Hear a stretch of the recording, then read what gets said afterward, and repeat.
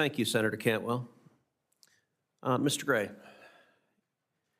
if the United States were to go forward with attempting to acquire Greenland, it would likely require the active agreement of Denmark and also the vote of the people of Greenland that this was a mutually beneficial step.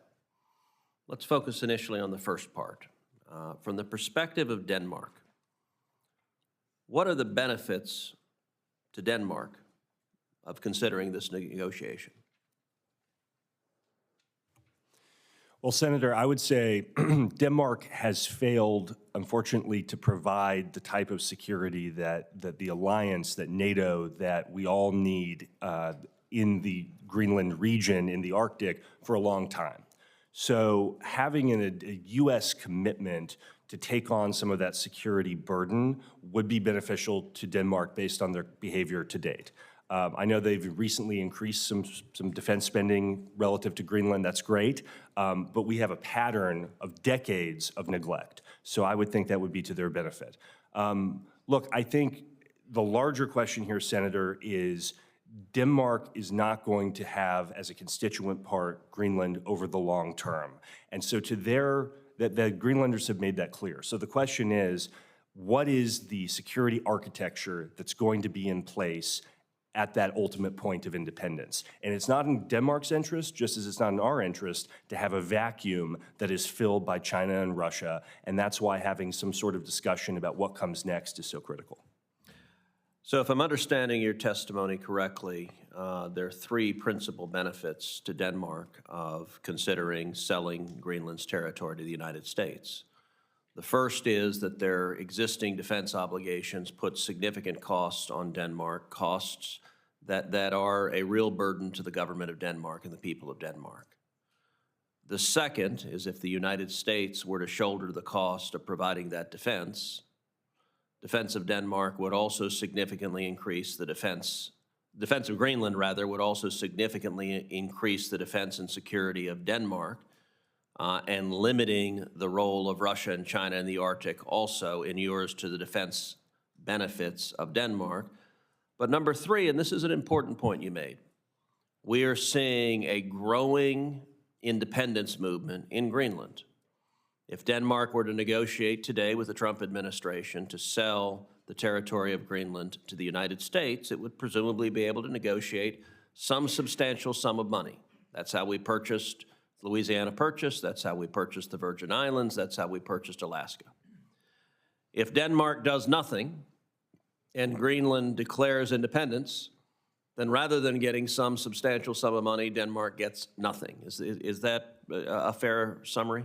I think over the ultimate time frame we're talking about, Senator, that's true, because I believe we should take the Greenlanders at their word that they will be an independent country at some point.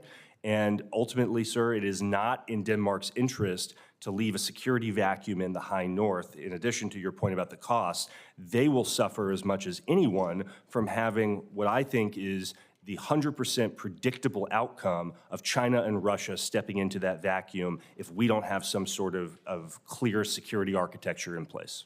So I think that's very powerful. Let's turn to the benefit to the Greenlanders. And Mr. Marchese, I think if this were to proceed, it would in all likelihood require a referendum of the people of Greenland making a choice. Do you want to become an American? Do you want to join the United States as a territory or in some other legal structure?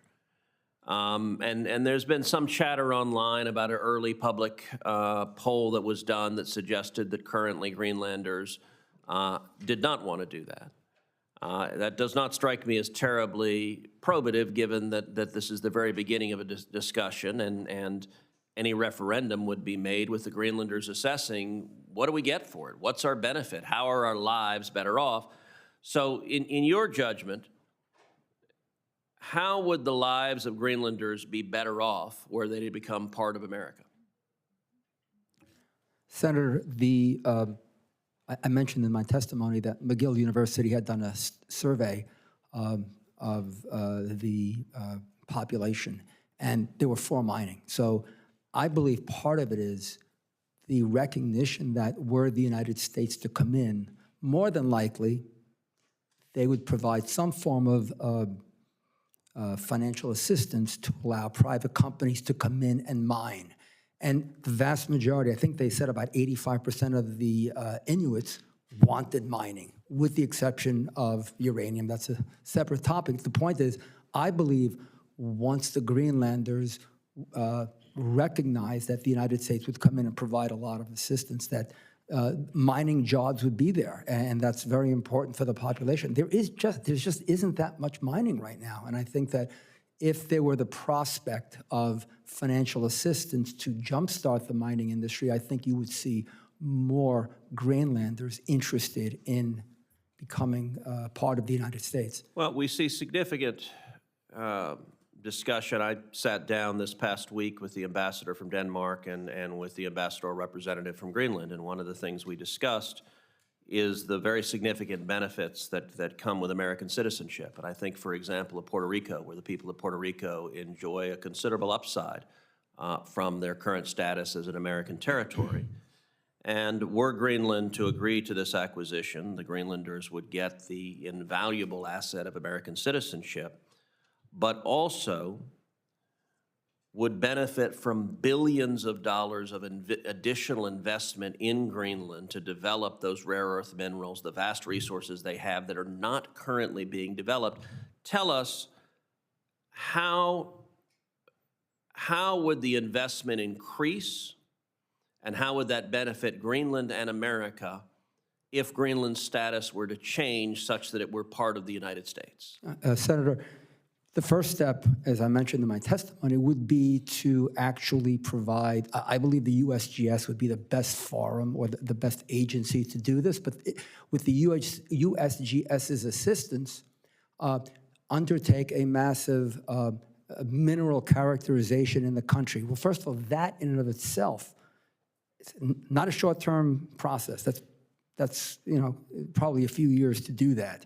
That in and of itself would provide jobs for people. Remember, there are only 56,000 people there, so you don't need that many to be happy to have the entire country be happy.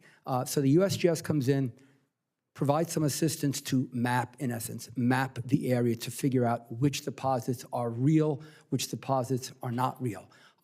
Once you do that, then you start getting into convincing companies to put money in, and that provides even more jobs. So I think even before you start putting a shovel in the ground to create a mine, you have, in my opinion, the potential for thousands of new jobs in a mining industry. I mean, at the end of the day, Greenland, in my opinion, can become with obviously responsible environmental oversight, can become a major international producer of all types of minerals, not to mention, as Senator Cantwell said, a potentially large hydro industry. And that in of itself requires, forget about rare earth minerals, but as an example, the hydro industry would require a tremendous amount of jobs. But remember, the expertise has to be developed also. So there are potentially massive economic benefits. I believe massive potential. Senator Kim.